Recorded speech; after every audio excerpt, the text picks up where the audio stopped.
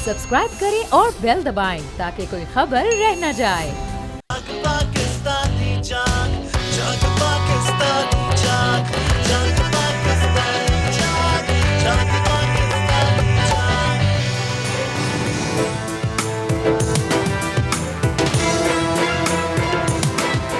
अस्सलाम वालेकुम, आप देख रहे हैं बोल न्यूज़ की खुसूसी इलेक्शन ट्रांसमिशन और फैसले का दिन अब आ चुका है। चंद घंटे बाकी हैं। 8 फरवरी वो दिन जो कि शायद पाकिस्तान की तारीख बदलने जा रहा है और हम उम्मीद कर रहे हैं कि कल लोग अपने घरों से निकलेंगे, वोट डालेंगे, वोटर टर्नआउट बहुत ज़्यादा रहेगा और इसी सिलसिले में बोल ने ये खुसूसी इलेक्शन नशियात सजाई है और कल क्या होने जा रहा है इस पर बात करने के लिए हमने पूरे मुल्क से इस वक्त हमारे तमाम सीनियर तज्जियाकार, सीनियर एंकर्स यहाँ मौजूद हैं। एक कहकशां बोल न्यूज़ के कराची स्टूडियो में इस वक्त सजी हुई है और मैं हूँ अरबाब जहांगीर और मेरे साथ इस वक्त इस्लामाबाद से खुसूसी तौर पर आई हुई डॉक्टर फिजा अकबर खान मौजूद हैं। जी और मेरे साथ एहतशाम साहब भी तशरीफ़ लाए इस्लामाबाद से, लगारी साहब, डॉक्टर दानिश, जैस्मिन साहिबा, ये लोग ऑलरेडी कराची में मौजूद थे और मेरे ख्याल से हम शुरू करते हैं, अपने पैनलिस्ट की तरफ चलते हैं। जैस्मिन, अब ये मेरे ख्याल से जो शुकूक व शुबात का इजहार किया जा रहा था 11 आवर तक, जो कि आपके प्रोग्राम का नाम भी होता था, मुझे याद आ गया तो वो शुकूक व शुबात मेरे ख्याल से दम तोड़ गए हैं कि जी इंतखाबात नहीं होंगे। अब कल 8 तारीख आ गई है, इंतखाबात तो हो रहे हैं इंशाअल्लाह ताला। बिस्मिल्लाहिर्रहमानिर्रहीम, अस्सलाम वालेकुम सबको। लगारी साहब, दानिश, एहतशाम साहब, फिज़ा, आपका बहुत अच्छा लगा कि आप आई और जाहिर सी बात है कि इट्स एन ऑनर कि हम सब इकट्ठे ट्रांसमिशन करें। देखिए, शकूक व शुबात, आपको पता है कल रात तक मैं ऐसी ट्विटर स्पेसेस देख रही थी जिसमें कि वाज़े तौर पर बड़ी हैरानी की बात यह है कि एक ऐसी पॉलिटिकल पार्टी जो कि बाकायदा तौर से जंग लड़ रही है इन इंतखाबात के लिए, वो ये सारे इस पे एम्फसाइज कर रही थी कि नहीं कुछ ऐसा होगा और ऐसी प्लानिंग हो रही है और ऐसे खदशात पैदा किए जा रहे थे। और 48 आवर्स पहले तक भी मुझे ये खबरें थी कि लोग कह रहे थे इलेक्शंस नहीं होंगे और मैं कन्विंस थी इस बात पर कि इलेक्शंस होंगे, क्योंकि देखें जो पाकिस्तान के इस वक्त इकोनॉमी के हालात हैं, जो पाकिस्तान के दीगर मसाइल हैं, बहुत संजीदा मसाइल हैं, उसके लिए एक इलेक्टेड एक्सपीरियंस गवर्नमेंट का आना और आके अफवाज पाकिस्तान एस्टैब्लिशमेंट के साथ मिलके चलना और तसलसल से चलना, एक पेज के फटे बगैर चलना बहुत जरूरी है। और देखें, पाकिस्तान के इलेक्शंस को पूरी दुनिया देख रही है। आप एक केयरटेकर सेटअप के साथ ताहयात तो हुकूमत नहीं चला सकते ना। वो फैसले इतने इंपॉर्टेंट जो आगे फैसले होने हैं, बहुत सारे फैसले हैं जिसमें हम आगे चल के बात करेंगे। तो ये शक पैदा किया जा रहा था, इसकी वजह क्या थी मुझे नहीं पता। शायद कुछ लोगों की ख्वाहिशात थी कि इलेक्शन हो और कुछ की थी कि शायद ना हो। वोटर्स डिस्टर्ब्ड है, वोट बैंक डिस्टर्ब्ड है, वो मार्का शायद नहीं होगा जो पहले था, लेकिन इस पे भी आगे चल के बात कर लेंगे कि किसको कितना पाए में से शेयर मिलने वाला है। जी डॉक्टर साहब, आपकी इस पर राय, चूंकि अब तो चंद घंटों का वक्त बाकी है और ये कहा जा रहा है कि जो 12.5 करोड़ वोटर्स हैं, इसमें अगर 60-70% लोग निकल आए तो नतीजा कुछ भी हो सकता है। अब ये कल क्या माहौल बनने जा रहा है आपकी नज़र में? देखिए, आपके स्टार्ट में एक जुमला था कि पाकिस्तान की तकदीर बदलने वाली है, मैं इससे एग्री नहीं करता। अच्छा, क्योंकि जिस किस्म का इलेक्शन ये हो रहा है, आप एग्री नहीं करते, आप ये कह रहे हैं? इसलिए एग्री नहीं करता कि एक मुतनाज़ा इलेक्शन हो रहा है और मैं नहीं कह रहा ये मुतनाज़ा इलेक्शन जिसके बारे में पाकिस्तान बार कौंसिल एक बहुत ही अहम इदारा है वो बात कर रहा है, सुप्रीम कोर्ट बार एसोसिएशन कर रहा है, पाकिस्तान की 2 बड़ी सियासी जमातें जिसमें पाकिस्तान तहरीक इंसाफ है और पाकिस्तान पीपल्स पार्टी है जो कह रही है लिविंग प्लेइंग फील्ड नहीं है। मौलाना फजल रहमान साहब जो हैं वो भी ऑब्जेक्शंस कर रहे हैं कि जनाब आली ये वक्त नहीं है इलेक्शंस का। और बहुत से तजिया निगार और बहुत सारे लोग जो इस बात पे आप सुन रहे होंगे कि जनाब ये इलेक्शंस प्लांटेड इलेक्शंस है, ये निगरां हुकूमत जो है वो वन साइडेड है, ये इलेक्शन कमीशन जो है वन साइडेड है। तो चुनांचे एक ऐसे मुतनाज़ा इलेक्शन का जो 1977 के बाद यानी सबसे वर्स्ट इलेक्शन 11 इलेक्शन हुए हैं पाकिस्तान में और उस 11 इलेक्शंस में जो है 1977 का इलेक्शन जो है वर्स्ट तरीन था, लेकिन लोग ये कह रहे हैं कि ये जो इलेक्शन है उससे भी कहीं ज़्यादा वर्स्ट होगा। तो वर्स्ट इलेक्शन में जो सूरत हाल बन रही है और हमें नज़र आ रहा है कि एक ऐसी गवर्नमेंट बनने जा रही है जो चूं चूं का मुरब्बा है। अब अगर हम मान लें उन सियासी जमातों की बात, उनके इल्ज़ामात, उन इंटेलेक्चुअल्स के इल्ज़ामात के, जनाब PMLN जो है एक बेसाखियों के साथ जो है इलेक्शन जो है वो लड़ने जा रही है, जिसमें इलेक्टेबल्स भी हैं, जिसमें अदम एतमाद मुरब्बा तो अच्छा मुकम्मल दूं मैं आपको बयान है, पहले कर दूं मैं? जी, प्लीज बड़ी नवाजिश होगी। उसके बाद पाकिस्तान तहरीक आपके ये इस्तेहकाम पार्टी भी है, तो बाप पार्टी भी, तो MQM भी है, तो GDA भी है, तो कॉम्प्रेस भी है। तो ये सारी जमातें मिलकर PMLN, तो हमने 16 महीने की शहबाज शरीफ की हुकूमत देखी थी जिसमें 13 सियासी जमातें थी और 85 की काबीना थी, और उसकी कारकर्दगी जब हम पूछते हैं किसी से तो वो ये कहता है कि जनाब हमने पाकिस्तान के को डिफॉल्ट होने से बचा दिया। हालांकि पाकिस्तान डिफॉल्ट किसी भी सूरत में नहीं हो रहा है और ना हो सकता है। उसके दलाइल बहुत ज़्यादा हैं, इकॉनमी है, मेरा ख्याल है हमारे एक उस्ताद भी बैठे हुए हैं, हम इनको अपना इकॉनमी का उस्ताद मानते हैं, तो शाम साहब को वो भी बताएंगे। तो सवाल ये पैदा होता है कि ये इलेक्शन जो होने जा रहा है, इस इलेक्शंस को जो लोग कह रहे थे अभी तक पाकिस्तान इज़ अनप्रेडिक्टेबल कंट्री जहाँ पर कुछ नहीं पता होता है, मैं उसकी कई कहानी बता सकता हूँ कि रात को एक फैसला हुआ कि जनाब 1 घंटे बाद जो है वो ये होगा, और उसके दूसरे घंटे बाद या तो प्रेशराइज या कॉम्प्रोमाइज़ से फैसले तब्दील होते हैं। लेकिन बहरहाल हम उस जगह पे पहुंच चुके हैं जहां पे अब इलेक्शन होने वाला है, लेकिन मुझे उम्मीद नहीं है कि ये इलेक्शन फेयर होगा। ये इलेक्शन जो है वो रिग है, ये प्री पोल इलेक्शन रिगिंग तो हो चुकी है। लेकिन आपकी एक बहुत अहम बात मैं बता दूं, और वो ये है कि अगर वोटर्स टर्न आउट हुआ ज़्यादा तो इसका फ़ायदा PTI को होगा। अच्छा। और अगर वोटर टर्न आउट कम हुआ तो उसका फायदा PMLN को होगा। वो दलाइल में दे सकता हूँ अगर आप मानें। पीपल्स पार्टी को यहाँ होगा, बिल्कुल होगा अगर वोटर टर्न आउट हुआ, कम हुआ। तो लगाई साहब आप एग्री करते हैं डॉक्टर दानिश साहब की बात से कि अगर वोटर टर्न आउट होता है 75-60%? है कि हम एहतराम करते हैं डॉक्टर दानिश के नुक्ता नज़र का भी एहतराम करते हैं, लेकिन इख्तिलाफ हमारा हक है बेशक। हम ये समझते हैं कि बदतरीन माहौल में ये इलेक्शन हो रहे हैं। हमें अंदाज़ा है कि ये इलेक्शन उस फ़िज़ा में नहीं हो रहे हैं जिस फ़िज़ा में होने चाहिए थे, लेकिन ख़राबी की बुनियाद जो है, वो जो मसला है जिसकी वजह से ये सारी की सारी सूरत हाल पैदा हुई है, उसी मसले ने और उसी ख़राबी की बुनियाद ने पाकिस्तान के साथ ये खिलवाड़ किया है, जिसके पास 150 से ज़ायद अरकान की अपोजिशन थी। एक बिल्कुल आइनी अमल हुआ था, तारीख़ आज़म एतमाद टोटली आइनी अमल, तो और आइनी अमल के ज़रिए जो है उनको हटाया गया, और उन्होंने हटते ही कहा कि नहीं हम इस्तीफ़ा दे रहे हैं असम्बलियों से। कहीं पार्लिमानी सिस्टम में इस तरह होता है कि इतनी बड़ी अपोजिशन, पाकिस्तान की तारीख की सबसे बड़ी अपोजिशन होती है, और उन्होंने कहा नहीं हम बैठ ही नहीं रहे, हम जा रहे हैं। यानी खेल इसको कहते हैं। फिर उसके बाद 2 मजबूत तरीन हुकूमतें मौजूद थीं, और एक हुकूमत ने कुछ ही यानी लम्हे भी नहीं हुए थे अदम अपना एतमाद का वोट लिए हुए, और असम्बली तोड़ दी गई। यानी इससे बड़ी तारीखी हिमाकत और क्या हो सकती है। इस वजह से जो आज के इलेक्शन है उनके ऊपर शेडो पड़ा हुआ है, और ये पूरे का पूरा बयाना बनाया गया भाई वो बंदा बहुत मकबूल है। भाई नहीं है यार, ना बंदा जानदार था ना बंदा मकबूल है, कुछ भी नहीं है। पाकिस्तान के अवाम ने अपनी मकबूलियत बता दिए, बड़े जलसे हुए हैं। मैं नहीं कहता हूँ कि इससे बड़े जलसे भी हुए होंगे, चंद एक जलसे जिनको हम उंगलियों पर गिन सकते हैं, लेकिन लाडले ने कभी, जो माली का लाडला था, उसने कभी ऐसे जलसे नहीं किए थे जो जलसे बाद में हुए। तो जलसे बड़े हुए। लगारी साहब ये तो ना कहे, ये तो ना कहे, इख्तिलाफ राय का हक तो हम भी रखते हैं। रखिए, आप जरूर रखो, लेकिन ये सर देखें, ये बात ना करें। लाडला था, लाडला नहीं रहा अपनी हरकतों की वजह से, लेकिन आज भी पाकिस्तान की यूथ उसके साथ है। वोटर आपका ख्याल है ना, मेरा ख्याल नहीं है। आपका नहीं है सर, तो मैं आपसे डिसएग्री तो कर सकती हूं, लेकिन आपने कहा कि उससे बड़े जलसे किसी और ने किए और उसने बड़े जलसे नहीं। मैं मानती हूं बड़े जलसे हुए, एक जमाने में मियां मोहम्मद नवाज शरीफ और बेनजीर भुट्टो साहिबा के तारीखी जलसे होते थे, और जो बेनजीर साहिबा का रिकॉर्ड नहीं टूटा है, आज भी नहीं टूटा, नहीं टूटा होगा, भुट्टो साहब का भी रिकॉर्ड नहीं टूटा होगा, लेकिन आप ये नहीं कह सकते कि लाडले के जलसे बड़े नहीं थे। आने से पहले शाम साहब पानी डाल दे आ जाए। अच्छा, मैं जैस्मिन से जरा एक कमेंट नहीं जी, इनकी अपने राय को एक्सप्रेस करने की जरूर करें, लेकिन हम मैं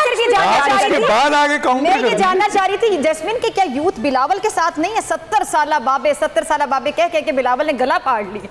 देखिए, 2 चीजें हैं। वो इसका बताएंगे यूथ का। पे अभी हम बहस कर रहे थे ना, अभी एक बड़े सटल तरीके से इस मुल्क में एक डिबेट शुरू करवाई गई कि जी पाकिस्तान में इलेक्शन नहीं होगा। हाँ, यानी 2 दिन पहले, 1 दिन पहले तक भी लोग कहते हैं देखे जी 2-4 धमाके और होंगे, खत्म हो जाए। अल्लाह बचाए। आप देखें, बड़े प्लान तरीके से ये कहा गया कि इलेक्शन नहीं होगा।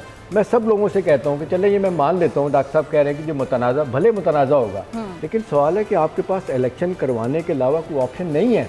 आप क्या समझते हैं कि कोई ताले आजमा के बैठ जाएगा, उसको नहीं पता हालात क्या हैं, कभी भी नहीं आएगा। वो इस नई हुकूमत के ज़रिए जैसे भी बनेगी वो मामला चलाएंगे। लिहाजा ये कहना कि जी इलेक्शन नहीं होगा, ये तो बिल्कुल बात ख़त्म हो गई कि अब तो कितने घंटे रह गए।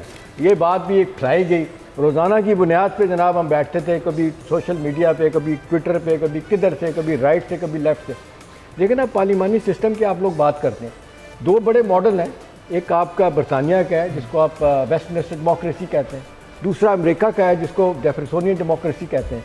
आप वो है, तीसरा हमारा पड़ोस में भारत है, उनकी डेमोक्रेसी है। चले हम वैसे नहीं है, लेकिन हमें एक वो कहते हैं ना बेतरतीबी में एक तरतीब होती है। हम एक जमहूरियत के फसाद को लेकर चलने, इसलिए कि सोल्यूशन नहीं है। आपको कोई ना कोई निज़ाम लेके आगे चलना है। हाँ, निज़ाम की खराबियाँ कैसे दूर हो सकती हैं, ये एक तरीका था। माज़रत के साथ बड़ा इसमें जस्टिफिकेशन है जैस्मीन ये कहते हुए कि जब आपने पीटीआई की हुकूमत आ गई, उसको हुकूमत दे दी गई, भले आपके यहाँ 8 लाख भी सपोर्ट, जिस तरीके से उसने अपने आप को दूर किया बाकी लोगों से।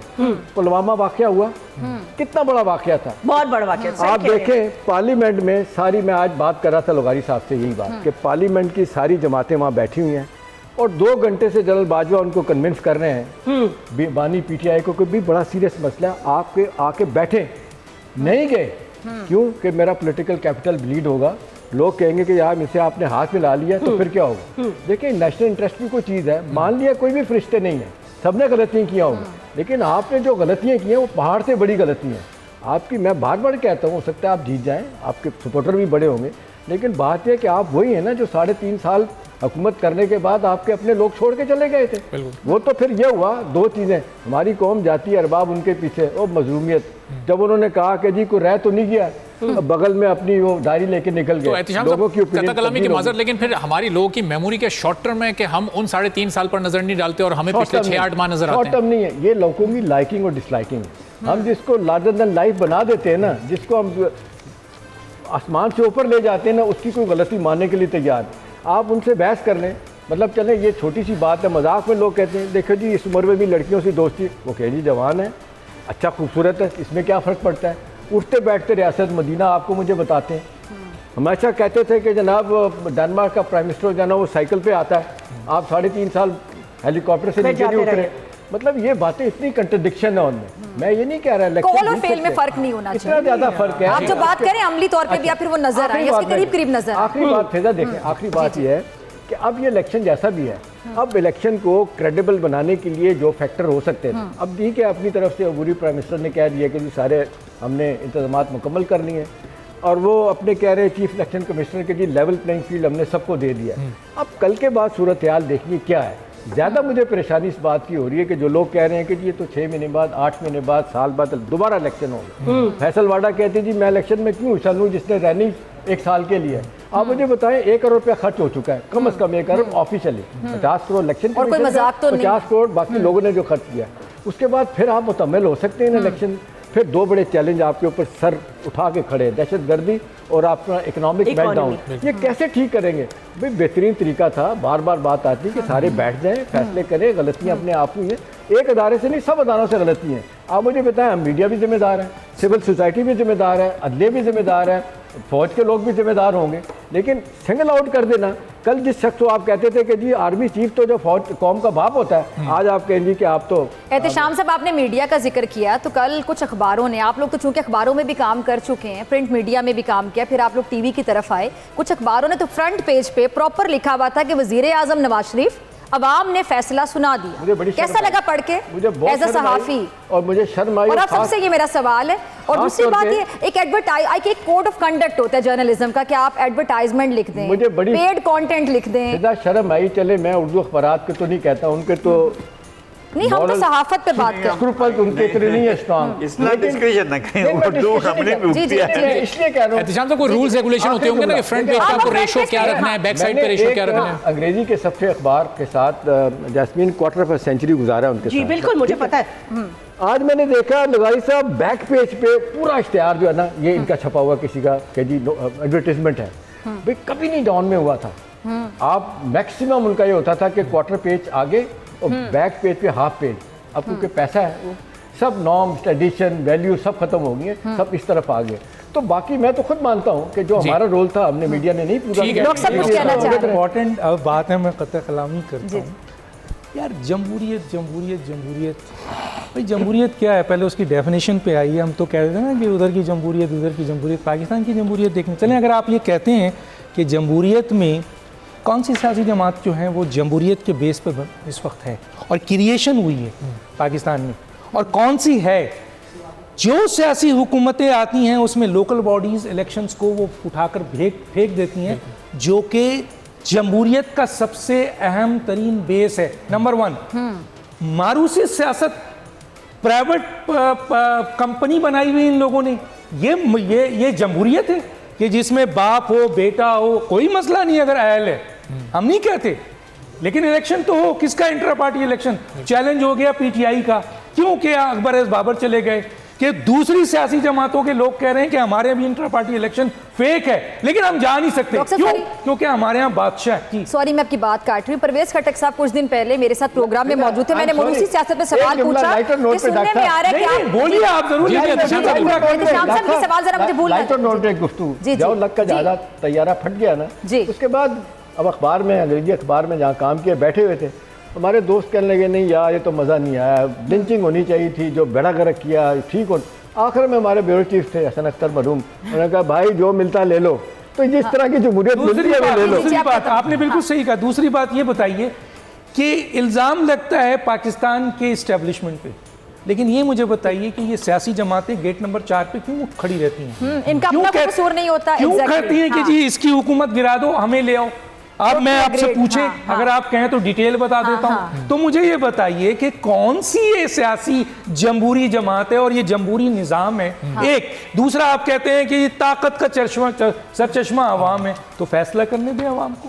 फिर ये जो आपने हाल बनाया हुआ है इलेक्शंस का, कि लोगों को आप मार रहे हैं, लोगों को पकड़ रहे हैं, लोगों को गिरफ्तार कर रहे हैं, लोगों को लेवलिंग प्लेइंग फील्ड नहीं दे रहे हैं। और फिर आपने बड़ा अच्छा सवाल किया नौजवान का। 18 साल से 36 साल का जवान जो है इस वक्त 46% टोटल वोटर है।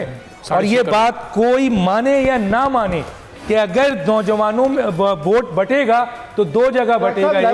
बोलने हम आज बात कर रहे हैं पाकिस्तान में कभी किसी को मिला लेवल पे? सर मसला ये है कि क्या इस तरीके से कभी इलेक्शन कमीशन, अब आप एक बात बताएं, आइन का आर्टिकल है 62-63, आइन में इलेक्शन कमीशन है 213 से लेकर 226 तक।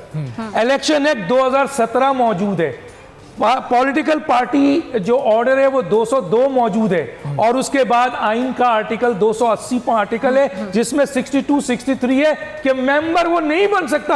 आज भी 62-63 मौजूद है। तो इलेक्शन कमीशन ने चेक किया कि कितने मेंबर बनने जा रहे हैं। अगर 62-63 में ये जाएंगे तो क्या इनमें से कोई कामयाब? बात यह है कि प्रिस्क्राइब रूल्स, आइन, आपको जब अपना मसला आता है तो आप कह देते हैं यहाँ तो ऐसे ही है। आपने जिस तरह सारे आर्टिकल्स गिनवाए, तो मुझे लगता है कि सियासतदानों को भी कॉन्स्टिट्यूशन इतना ही रटा होना चाहिए, क्योंकि जो मामला पार्लियामेंट में तय होने होते हैं वो सुप्रीम कोर्ट तक पहुंच जाते हैं। और ये किसकी गलती है? ये भी मलबा डाल दे किसी और पे कि किसी और की गलती है। सियासतदानों ने अपनी गलती नहीं माननी। ट्रांसमिशन का सिलसिला जारी है जी, बिल्कुल जारी है। और ये एक ब्रेक हम लेते हैं। ब्रेक के बाद जब वापस आएंगे, डॉक्टर साहब ने जिस तरह बड़ी अच्छी बात की कि ताकत का सरचश्मा अवाम हम सुनते हैं, तो सिर्फ सियासतदानों की गलती है या अवाम भी जो कि सिर्फ शख्सियत पसंदी की बुनियाद पर वोट डाल देते हैं? कल क्या आवाम शख्सियत पसंदी की बुनियाद पर वोट डालेंगे या किसी नजरिए के तहत बाहर निकलेंगे? एक ब्रेक के बाद इस पर भी बात करेंगे।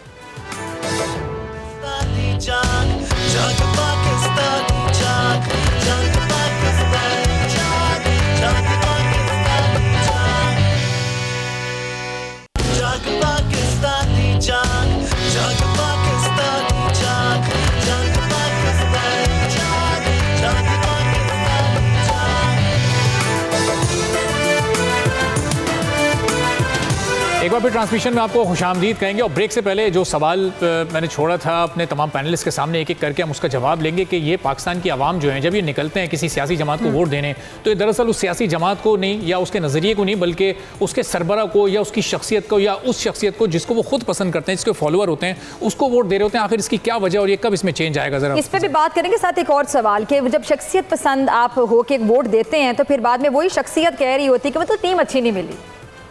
डॉक्टर साहब किससे पूछें? डॉक्टर साहब आपसे शुरू शुरू करते हैं। देखिए, सबसे बहुत ही अहम सवाल पूछा है कि पाकिस्तान की जो अवाम है चलें पॉलिटिशियंस पे तो हम जिम्मेदारी देते हैं, इस्टेब्लिशमेंट पे भी जिम्मेदारी देते हैं, मीडिया पे भी जिम्मेदारी देते हैं, ब्यूरोक्रेसी पे भी देते हैं और इदारों पे भी डाल देते हैं। लेकिन पाकिस्तान की आवाम जो है वो कितनी जमहूरी है और कितनी जमहूरी सोच है इसकी। पाकिस्तान की आवाम जो है वो शख्सियत परस्ती में मरती है। वोट है भुट्टो का, वोट है नवाज़ शरीफ साहब का, वोट है जनाब इमरान खान का। आप इमरान खान साहब को हटाकर अभी PMLN का हिस्सा बना दें, पूरी PTI इधर आ जाएगी। इसी तरह नवाज़ शरीफ को उठाकर उधर ले जाएं तो सारी की सारी वोट उधर आ जाएगा। तो हमारे यहाँ वोट नज़रियात के नहीं है, हमारे यहाँ वोट अहलियत पे नहीं है, हमारे यहाँ वोट सलाहियत पे नहीं है और कारकर्दगी पे भी नहीं है। एक आदमी जिसके बारे में जैसे अभी ख़ुद ये कह रहे हैं कि इमरान खान की 3 साल 7 माह की हुकूमत वर्स्ट तरीन हुकूमत रही है, नो डाउट, कोई उसमें दो राय नहीं है। और 16 महीने की जो शहबाज शरीफ की हुकूमत है 85 की काबीना के साथ, वो भी वर्स्ट तरीन हुकूमत है। लेकिन आप देख लीजिए जल्द से, आप देख लीजिए लोगों का वलवला जोश। आज भी कहा जा रहा है कि जी इमरान का वोट है, आज भी कहा जा रहा है कि जी फलां का वोट है। अब कराची और सिंध के जो हालात हैं उसमें यकीनन पीपल्स पार्टी को बहुत बड़ी जिम्मेदारी आती है। कता कलामी की इंतहाई माजरत, लेकिन ये वो PDM के 16 माह की हुकूमत की कारकर्दगी थी कि लोगों को PTI का दौर अच्छा लगने लगा, जो कि अपने अंदर एक बदतरीन दौर था। इसीलिए तो मियाँ साहब इस बात पे बड़े परेशान हैं, क्योंकि इस वक्त उनको जो फेस करना पड़ रहा है वो ये फेस करना पड़ रहा है। एक तो उन्होंने बयानिया अपना चेंज कर दिया जिसकी वजह से उनके लोग बहुत नाराज़ हैं।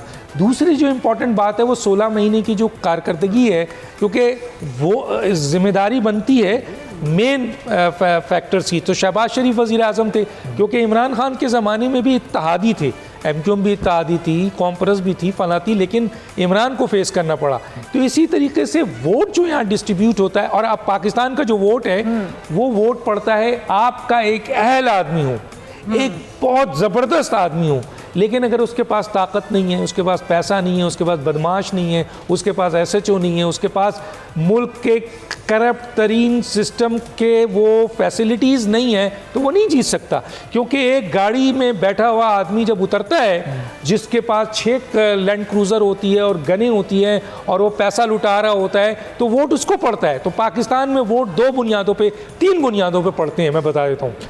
जो डायरेक्ट वोट पड़ता है वो पड़ता है शख्सियत का, नो नजरियात, नो जमहूरियत, नो अहलियत, नो सलाहियत, नो कारकर्दगी। दूसरा वोट पड़ता है ताकत का और पैसों का, और तीसरा वोट जो पड़ता नहीं है लेकिन निकलता है वो ताकतवर है। अच्छा, वैसे आप भी पैसे की बात कर रहे थे, लैंड क्रूजर की बात करें, मिडिल क्लास की पार्टी MQM, मैं MQM का जिक्र करना चाहूंगी। चूंकि हम कराची में बैठे हैं तो कराची में MQM का वोट बैंक बड़ा होता था, फिर हमने देखा ग्राफ डाउन, और मुझे उसकी वजह समझ आती है कि जब MQM मुख्तलिफ धड़ों में बट गई, तो हम बचपन में लकड़हारे की एग्जाम्पल पढ़ते होते थे, स्टोरी पढ़ते थे कि लकड़हारे ने जब लकड़ियाँ बांध के दी तो अपने उनके बेटों ने वो नहीं तोड़ सके थे। उन्होंने कहा कि जी इत्तेहाद में इत्तेफाक में बरकत है। जब ये धड़े दोबारा एक हुए तो मुझे लगा कि शायद इनकी जो एक खोई हुई साख थी जो नीचे गया, ग्राफ ऊपर आना शुरू हो गया। अब एक्सपेक्ट ये किया जा रहा है कि MQM कराची से बड़ा वोट बैंक समेटेगी। तो लगारी साहब, आपको लगता है कि पीपल्स पार्टी को टफ टाइम देने जा रही है MQM? कितनी सीटें निकालेगी हैदराबाद से, कराची से? जो फार्मूला बनाया था डॉक्टर साहब ने, एक तो वो फार्मूला यहाँ अप्लाई नहीं होगा, इसलिए कि शख्सियत माइनस हुई है ना, तो फिर वो नहीं होगा। आप जो है हाँ वफा परस्त खड़े हो गए शख्सियत। वही मैं कह रहा हूँ कि शख्सियत वाले अलग खड़े हुए हैं और उन्होंने अपना निशान दे दिया है। आप देखेंगे क्या होता है, इनका क्या होता है जो मैदान में खड़े हैं। तो आप MQM को कहाँ देख रहे हैं इन इंतखाबात में? उनका कहना है कि ग्रुप जो है, 3 ग्रुप, हाँ, वो इकट्ठे हो गए ना, उसका फायदा होगा, उसका फायदा MQM को होगा, वोटर भी खुश होगा। 3 ग्रुपों के जुड़ने के बाद जिनके ये साथ थे, इधर यहाँ से बानी को निकाल दें आप, और बानी कह दे कि जनाब नो, किसी ने वोट देने नहीं जाना है, यहाँ PTI के बानी कह दे वोट देने नहीं जाना है, तो आपका ख्याल है कि लोग वोट देने के लिए जाएंगे? नहीं जाएंगे, उनके फॉलोअर तो नहीं जाएंगे। यहाँ बानी कहते हैं कि नहीं जाओ, तो वो लोग नहीं जाते हैं ना। ये हमने देख चुके हैं ना, ये अभी पिछले साल इलेक्शन हुआ था जिसमें शाह फैसल कॉलोनी में MQM ने 2000 वोट लिए थे और इमरान खान जाकर जीत गया था वहाँ से। अब सूरत हाल ये है कि अगर उन्होंने ये कह दिया, और ये है चल रहा है कि जनाब उन्होंने भी कहा है कि हमारा निशान भी है इंटरनेशनल का, MQM इंटरनेशनल, अगर वो मैदान में आ गई और उनका रात को ये कम्युनिकेशन हो गया कि भाई उनका भी एक है, और अगर वो वोट बैंक चला और फिर वहाँ ठप्पे लगे तो फिर क्या होगा? इसी तरह से आज आप निकाल दें पीटीआई के बानी को, कहीं वो नहीं है तो बाकी पीटीआई क्या बचेगी? यानी आप पीपल्स पार्टी को जितवाना चाह रहे हैं? नहीं, मैं पीपल्स पार्टी को जितवाने की बात ही नहीं कर रहा हूँ। मैं कह रहा हूँ आपने जो ग्राउंड पे बताई सूरत नौजवान है और नौजवान का वोट बिलावल भुट्टो को है, तो एतराज क्यों कर रही हैं आप? वैसे लगारी से लाइटर नोट पे कि जब उन्होंने कहा 70 साल बाबे, उनकी अपनी पार्टी में भी बड़े 70 साल बाबे होंगे और एक्सपीरियंस को बाबा नहीं बनता, तजर्बाकार बनता है, सुना बड़ा माइंड भी किया था लोगों ने। फिर बिलावल ने बड़ा, जरदारी साहब ने फिर बयान दिया था कि बिलावल अनट्रेंड है, फिर उस बयान को मुखालिफिन ने बड़ा इस्तेमाल किया और फिर जरदारी साहब को बेटे को मनाना पड़ा, ये भी खबर आई। बल्कि मेरे बिलावल ने क्या गलत कहा था? एक बात यहाँ पे एक बात क्या बात देता हूँ मैं, तो शाम बिलावल अभी तक एक बात को बिलावल ने अगर कहा था कि एज जब हो जाती है, और ये बताऊं आप डॉक्टर है, जेनेटिक प्रॉब्लम होता है सुनने का, ये तो आसिफ जरदारी ने एक ऐसा जुमला कह दिया जो बिलावल के लिए बहुत नुकसानदेह हुआ कि जनाब वो इमेच्योर है। पता है इमेच्योर है, तो इसका मतलब है बिलावल का ये स्टेटमेंट सही था कि जब बड़े लोग हो जाते हैं तो वो यहाँ से थोड़ा। अच्छा दूसरी नहीं, ये खैर ये ज्यादा नहीं हो गया डॉक्टर साहब। अच्छा लगारी से मेरा सवाल ये थे, तो शाम साहब आपकी तरफ में लेकर आ रही हूँ कि बिलावल साहब आज भी अपने बयान पे कायम है, लेकिन चूंकि तनकीद इतनी ज्यादा पार्टी के अंदर से भी जारी बात है, गिला एतराज उठे, तो बिलावल साहब ने उस बयान को जरा मॉडिफाई कर लिया। 70 साल बाबों से आगे वो 70 साल पुराना निजाम सियासत, स्मार्ट लोग ना 70 साल निजाम सियासत कहना शुरू कर दी। वो पीएमएलएन मतलब से नवाज शरीफ साहब से स्कोर सेटल करना चाहते हैं बिलावल भुट्टो जरदारी, और उनको लग रहा है कि जी नए सेटअप में उनकी जगह नहीं बनती। वो ये समझ रहे हैं कि जी पंजाब में गए हैं, थोड़ा बहुत डेंट पड़ेगा, लेकिन एक हुकूमत बनाने के लिए जितने नंबर गेम की ज़रूरत है उनके पास नहीं है। लिहाजा उनकी पूरी कोशिश है कि एक तो वो नवाज शरीफ साहब का वोट तोड़ने की कोशिश करें, दूसरा पीटीआई को वो मैसेज देते हैं कि भी आपका लीडर तो अंदर है, आज़ाद इलेक्शन लड़ रहे हैं, मंडियां लगेंगी, फ़ायदा कुछ नहीं होगा, तो मुझे आप वोट दें। चलिए ये तो सियासत है ना। और आपने देखा कि अभी हालिया इंटरव्यू में यही सवाल पूछा गया जरदारी साहब से भी कि जी आपके साहबजादे तो इस तरह के बयान दे रहे हैं, तो उन्होंने कहा भाई ये सियासत है, तो इलेक्शनरिंग है, इसमें तो सब तरह के बयान दिए जा सकते हैं। मतलब वो भी अभी भी ये समझते हैं कि भाई ये कोई बात नहीं। और लोग कहते हैं असल बात यह है कि 8 मई के बाद वो मुतहर्रिक होंगे, आज़ादों का इलेक्शन है, वहाँ किसने क्या करना है। उधर से अलीम खान लोग जो है ना वो कह रहे हैं कि जी सारे आज़ाद लोगों के साथ हम राब्ते में हैं। अब देखिए ये आज़ादों का मेला जो लगना है, मुझे तो तारीख यही बताती है कि जब से काम ये शुरू हुआ है, फाटा से शुरू हो जाए, फॉर्मर फाटा से, वहाँ से काम शुरू होता था कि जब सेनेट के लोगों को टिकट देने होते थे तो 5 करोड़ से पैसा लगता 25-30 करोड़ तक चला गया था। फिर उसके बाद आपने देखा वो तारीख का हिस्सा है कि जो उसके बाद आपने देखा थोड़ा सा पहले 2017 के बाद जिस तरीके से बलूचिस्तान की हुकूमत जरदारी साहब ने चेंज करवाई, बड़े धड़ल्ले से कराई, सेनेट में लेके आए, चेयरमैन अपनी मर्जी का लेके आए। लोगों को ख्याल है कि जी ये पोटेंशियल अभी जरदारी साहब के पास ये ऑप्शन है कि वो आज़ाद लोगों के साथ डील कर सकते हैं। एक बात, एक अगर इजाज़त दें, जो अभी बात हो रही थी, देखें अभी जिस अंदाज से बड़ी बहस होती है कि जी ये नज़रियाती सियासत, देखें नज़रियाती सियासत जो है ना, उस जो थोड़ी बहुत भी थी ना 85 के इलेक्शन में जो नॉन पार्टी इलेक्शन हुआ था, वो फिज़ा ख़त्म हो गई। नॉन पार्टी इलेक्शन के बाद 80% वो लोग आए हैं जिनका जमहूरियत क्या सियासत से कोई तल्लुक वास्ता नहीं था। वो माल बनाने वाले बंदे थे, आज उनकी नस्ल दर नस्ल आके आगे बैठ गई। वो पुराने लोग अब रहे नहीं जिनमें थोड़ी बहुत वज़ादारी। अच्छा, नस्ल से मुझे याद है, ये बात पहले भी दरमियान में रह गई थी, ब्रेक पे जाना था, मैं डॉक्टर साहब से पूछने जा रही थी कि परवेज खट्टक साहब कुछ दिन पहले मेरे प्रोग्राम में ऑन रिकॉर्ड एक बात कही, आखिरी बात की इजाज़त दे दे, फिर भूल जानी मुझे। नहीं देखिए बात ये है डॉक्टर साहब कि अभी अलीमा खान साहब का एक बयान चल रहा था, अगर आपकी नज़र से गुजरा हो, कि मैं बानी पीटीआई से मिल के आई हूँ। वो लगारी साहब वो कह रही हैं कि वो कह रहे हैं कि जी इलेक्शन वाले दिन जो है ना ये बैलेट पेपर जो है ना बैलेट बॉक्स उठा लिए जाएंगे, लिहाजा आप इंश्योर करें जाके वोट डालें। और भाई जब बैलेट पेपर उठा लिए जाएंगे तो लोगों को क्यों भेज रहे हैं वोट डालने के लिए? मतलब कंट्रडिक्शन है कितनी। तो मेरा ख्याल है इस माहौल में हम कोई जजमेंटल जिनकी अब बात करें वो तो सजा के हवाले से भी बड़ा इस तरह का इजहार करे थे, पता नहीं कौन सी सजा होने वाली है, फिर वो वाली सजा तो नहीं हुई खुदा ना खास्ता।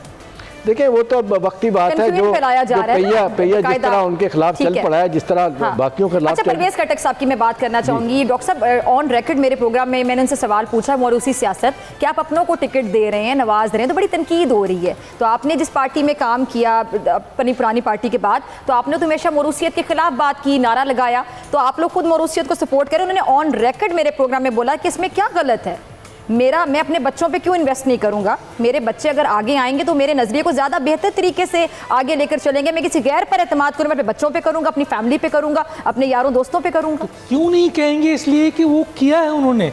आप और उसको डिफेंड कर रहे थे। उनके बेटे बेटी बहू सब शामिल हैं। 143 कैंडिडेट जो और वो कह रहे थे हैं, क्या गलत है इसमें, क्या गलत है? नहीं गलत है तो आके बैठे, हम बताते हैं उनको गलत क्या है। मसलन मुझे ये बताइए, मुझे समझ में नहीं आया आज तक। सुने मेरी बात सुने। मैं भी हैरान थी। अमेरिका में और बरतानिया में खानदान 3-3 सदियां चले हैं। डुलास फैमिली चली है।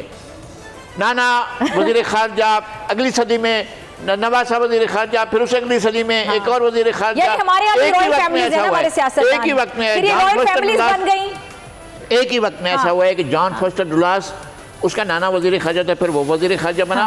उसी वक्त जब वो वजीर खारजा था, उसका भाई CIA के सरबराह था। यहाँ पाकिस्तान में दोनों ने अपनी निगरानी में मार्शल लगवाया था। यहाँ पर आकर अमेरिकी वजीर खारजा और CIA के सरबराह, ये जिसकी मिसाल दे रहे हैं, वहाँ पर बाज़ाब्ता इलेक्शंस होते हैं और वो अहल लोगों को इलेक्ट करते हैं। इंट्रा पार्टी इलेक्शन जाली नहीं होता है जो पाकिस्तान में होता है। किस सियासी जमात का इंट्रा पार्टी इलेक्शन बताइए कि है? तो सवाल ये है कि आप बात अमेरिका की, अगर बात अमेरिका की आप कर रहे हैं या बात इंडिया की आप कर रहे हैं, तो खुदा के लिए उनकी जमहूरियत है। उनका कौन कहता है कि बेटा अहल हो? तो आप नबी करीम सल्लल्लाहु अलैहि वसल्लम और जो हज़रत इब्राहीम अलैहिस्सलाम से लेके आइए, उनके बेटे बेटी बहुत से लोग नबी गुजरे हैं, तो कोई नहीं मना करता, लेकिन उस प्रोसीजर को तो अडॉप्ट करो। और उसके साथ डॉक्टर साहब कारकर्दगी भी अहम होनी चाहिए। आप बनते जाएं, तो परफॉर्म ये करते और जाएं, आप तो जो फिर एक बात कह रहे थे अभी, ये देखिए पाकिस्तान में सजा का कोई तस्वुर नहीं है। मेरे सामने, बल्कि हम सब के सामने, मियां नवाज शरीफ साहब को 21 साल तायात नायल किया गया था और 14 साल सजा थी। फिर क्या हुआ? इस मुल्क के वजीर आजम बने। अभी उनको तायात नायल किया गया था और उनको 10 साल की सजा थी।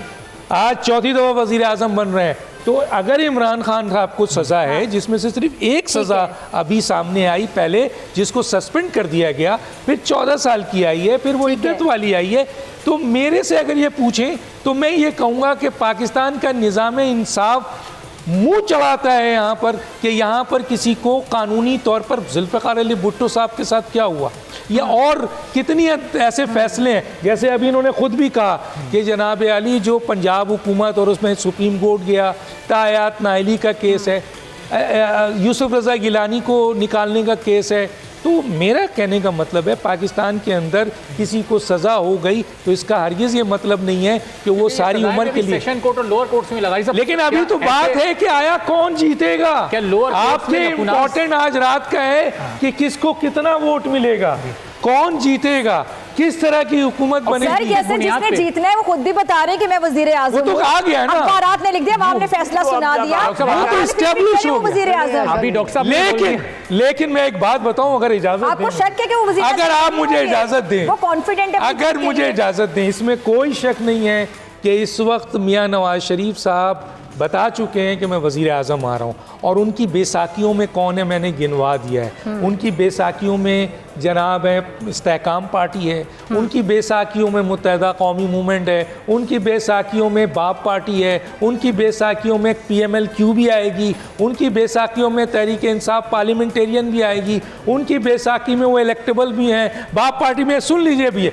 ये वो सारी बेसाखियों के साथ हुकूमत में आ रहे हैं। लेकिन देखिए रात RTS बैठ गया था, मकबूल जो है वो नहीं थे, लेकिन जीत कोई और गया। अब यहाँ पर एक बात करता चलूँ, देखिए इस्टेब्लिशमेंट पे ये इल्ज़ाम लगता है कि वो इमरान खान को लेके आए, इस्टेब्लिशमेंट पे ये भी इल्ज़ाम लगता है कि उन्होंने इमरान खान को निकाला।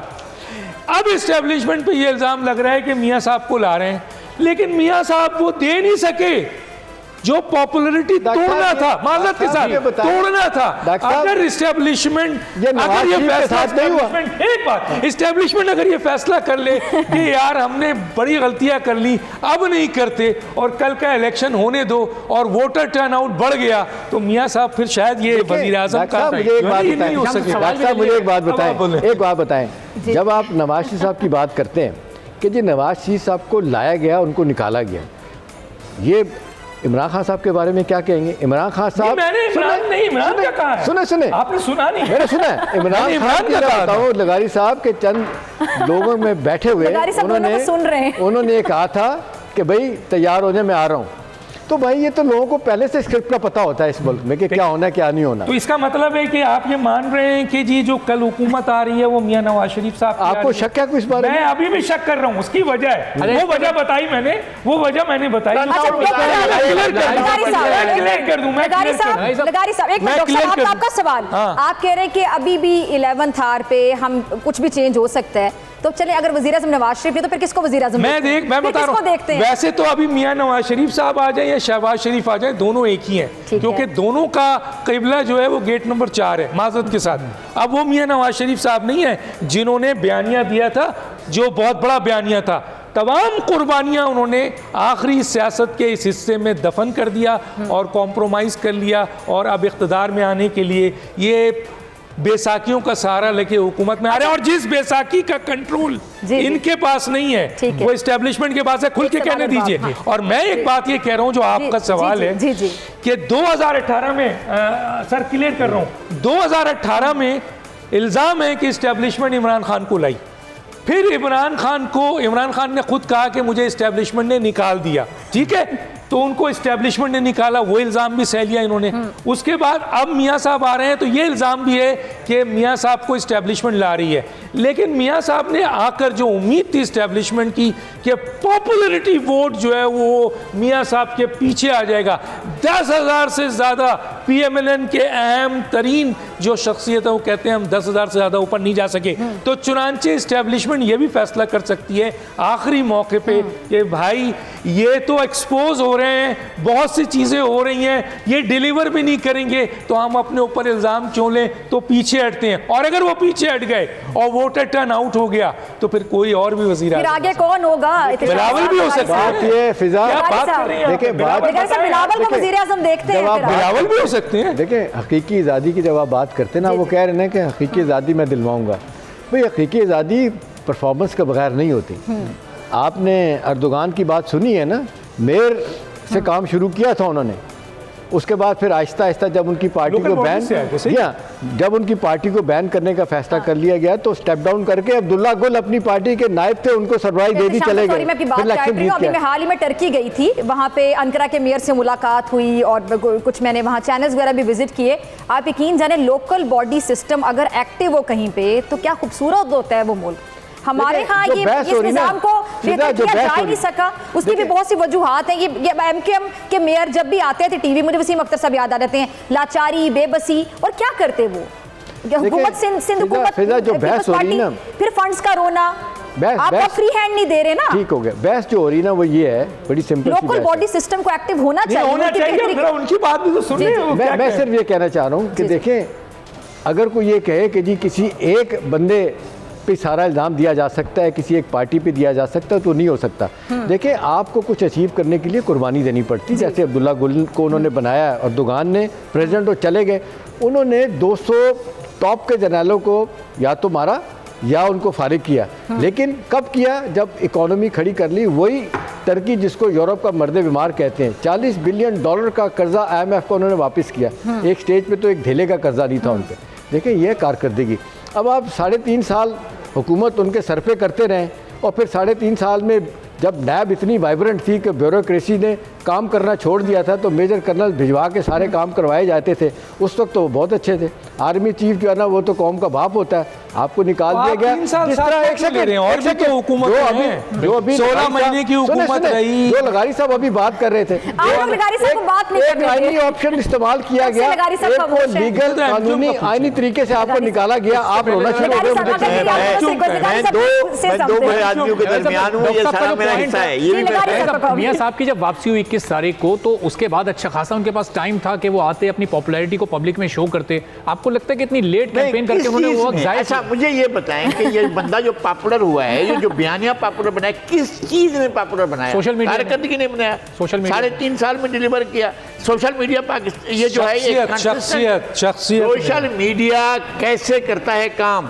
सोशल मीडिया ज़ैनुल आबिदीन अली को ऐसे इक़्तिदार से भगाता है, जहाज से बीवी समाज फरार होता है, 13 मन सोना भी साथ ले जाता है। ये सोशल मीडिया ने किया था। एक बंदे की खुदकुशी की वजह से उसको पूरा अपना मुल्क छोड़कर जाना पड़ा। उसके बाद फिर क्या हुआ? कज़ाफ़ी को सोशल मीडिया ने बाकायदा फिजिकली मारते मारते मार दिया।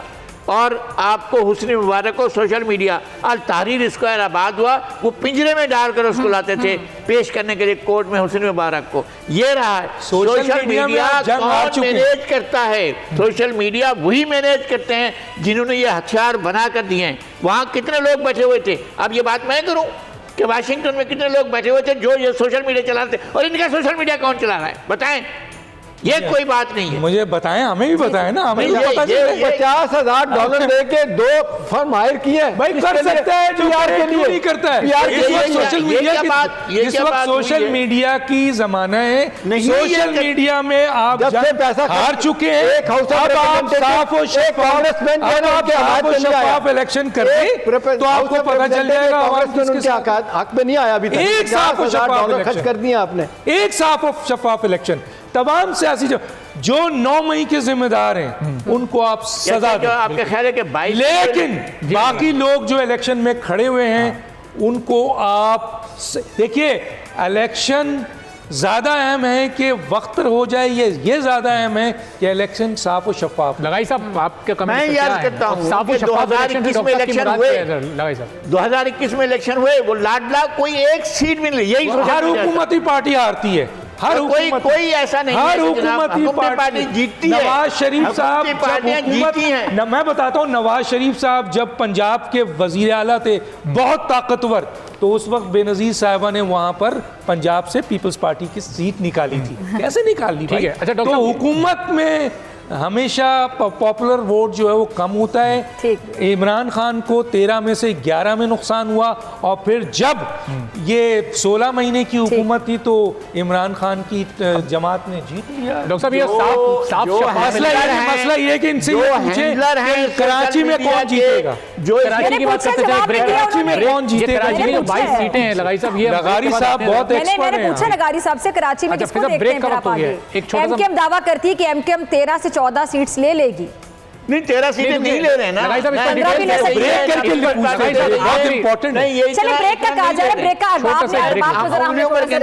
आप काफी देर से आपके साथ ब्रेक हम लेते हैं और ब्रेक ले रहे हैं, और ब्रेक के बाद हम आपसे दोबारा मिलेंगे। ट्रांसमिशन जारी है, गेस्ट भी यहीं पर है। ब्रेक के बाद